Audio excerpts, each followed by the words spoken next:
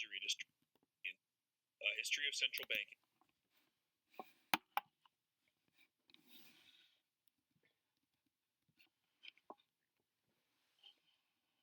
Shalom, call Halim La Yahweh Ba'Shem, Yahweh Shai Ba'Shem, or Kakwadash. Double honor to the elders and apostles of Great Millstone who rule and teach well. And a sincere shalom to the 144,001 third. Now this lesson is going to be relatively short. Check out this video right here. Peace Dozer is the name of the channel. It's a whole playlist. As you can see, this is chapter 1. I think it goes to chapter 7 or 8. And it essentially goes over Esau's rulership and how he has screwed over all of his empires. And this one in particular is about the Roman Empire and how it collapsed because of usury, basically hyperinflation and economic collapse. And of course, in there, he talks about how Jake, not literally mentioning Jake, he was saying that there were still Edomites, but when he was talking about how the Holy Roman Empire and was it the Byzantine Empire and all that rose into power, those were all Israelites. Those were Israelites, um, specifically so-called blacks, that took over Rome when it fell. And coincidentally enough, Jake is going to take over the world after Esau's rulership of the world falls too. So history, they don't say history repeats itself as much anymore. They say history rhymes, which is true. The Heavenly Father follows a similar pattern with the Israelites in these nations. So let's go to Isaiah, the 21st chapter, in verse 9. And behold, here cometh a chariot of men with a couple of horsemen.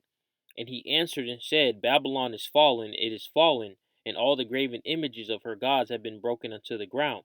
And as we know, Babylon the Great, America, particularly we're talking about the United States of America, which is the daughter of Babylon. It is the revised Roman Empire.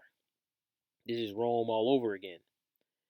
And usury, Esau, them smallheads love using usury because that's how they got a lot of their wealth. Of course, they got the overwhelming majority of their accomplishments, their wealth, generational wealth from the slavery of the children of Israel and the genocide and the taking of their lands. Also, they use usury. Now, as we know, or you're gonna know when I read it, usury is not necessarily an unlawful thing. It's unlawful for an Israelite to place usury on another Israelite, but the Israelites can put usury on you heathens. So this is Deuteronomy, the 23rd chapter, and verse 20. Unto a stranger, specifically a heathen, all right? That's not talking about an Israelite living in another country, all right? Even though that can be a stranger, but in this context, it's talking about a heathen. Thou mayest lend upon usury. Here's the point that proves it. But unto thy brother, all right? So the Abraham, Isaac, and the Jacob, and the 12 sons, which makes up the 12 tribes of Israel. Thou shalt not lend upon usury, that the Lord thy power may bless thee in all that thou settest thine hand to in the land whether thou goest to possess it. So you're not supposed to put usury, which is basically the modern terminology for usury is interest. That's basically what usury is. So it'll be like 4% interest a year, 10% interest every 5 years or something like that. That's usury because you're making what you have. You're making what you lended plus more, and that's what's been happening now. You see the same system that Esau's using here in the U.S. is the same system in the Roman Empire, exact same. The brothers been saying Donald Trump is the reincarnation of, I think, Julius Caesar, I believe. Not mistaken, one of those Caesars. I think it is Julius. Or no, Nero. Yeah, it's Nero. they're saying that he's the regeneration of Nero, which could be the case because they're still Edomites, and they're in, like in the scriptures.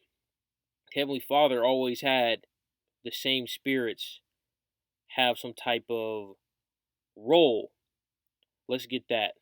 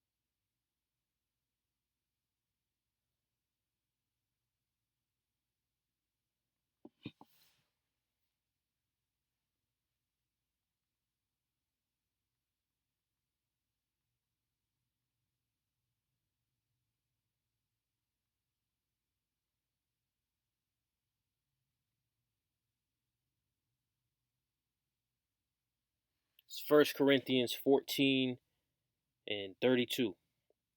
And the spirits of the prophets are subject to the prophets. So King David came back as what? Peter. And then you had John the Baptist, who was what? Elijah. And then Abba Bivens, who was who? Same person, Elijah. So Yahushai, King Solomon, all right, Melchizedek, Isaac.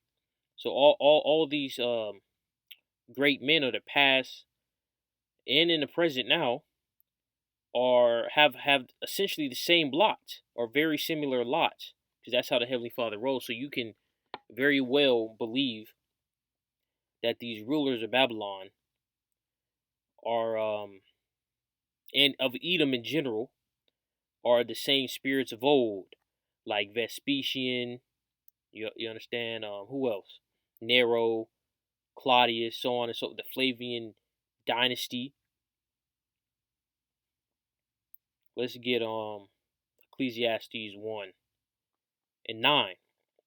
The thing that have been, it is that which shall be, and that which is done is that which shall be done, and there is no new thing under the sun. So things are going to play out in a very similar way as time goes on, and the difference of the fall of Rome in this fall, of course, nuclear destruction, but also when the currency collapsed, Esau's going to bring in that MOTB. Back then, the MOTB didn't even exist. Nobody knew, of course, besides Yahweh Shai and the powers that knew about that what exactly that MOTB was. Esau didn't know what the MOTB was. Let's go to Daniel. And like I said, this is gonna be relatively short. You can check out this video. I'm not gonna leave in the description or anything like that. You see it on the screen. Peace Dozer, Chapter 1: How Usury Destroyed the Roman Empire. So this is Daniel, the second chapter, and verse 40. And it says Rome is this fourth kingdom before the kingdom of heaven. And as we know, this is what? Babylon the Great. And the fourth kingdom shall be strong as iron, for as much as iron breaketh in pieces and subdueth all things, and as iron that breaketh all these shall it break in pieces and bruise. So this is going into how Babylon the Great is extremely powerful. And Babylon the Great is indeed one of the most powerful nations in history, from their weaponry to their economic status and all that. Verse 43. And whereas thou sawest iron mixed with miry clay, so strong yet weak, a weak foundation, a weak bonding agent. So that's the division. That's this place crumbling. They shall mingle themselves with the seed of men, but they shall not cleave one to another, even as iron is not mixed with clay. So Esau's going to go down. These devils, and they're not going to rise back up. They're going to fall into captivity. Verse 44, the kingdom of heaven. And And in the days of these kings shall the Most High of heaven set up a kingdom which shall never be destroyed, and the kingdom shall not be left to other people. So this is for the Israelites only. But it shall break in pieces and consume all these kingdoms, and it shall stand forever. So that's going into you nations. You heathens of the earth are going to be swallowed up and devoured by the Israelites. Now let's end this in Revelations, the 13th chapter.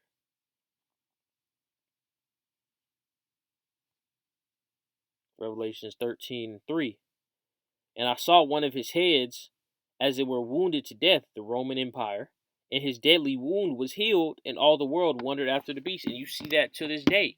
Of course, with BRICS and all that, there's I think 13 countries became partners with BRICS, not necessarily joined it, but they're partnered with BRICS. So 18 countries are BRICS is 5 plus, I think 4 or 5 more. So that's, what was that, 10, 11 plus 13. So mid-20s, early mid-20s, like 24, 25, 26 countries that are monetarily separating themselves with Babylon the Great.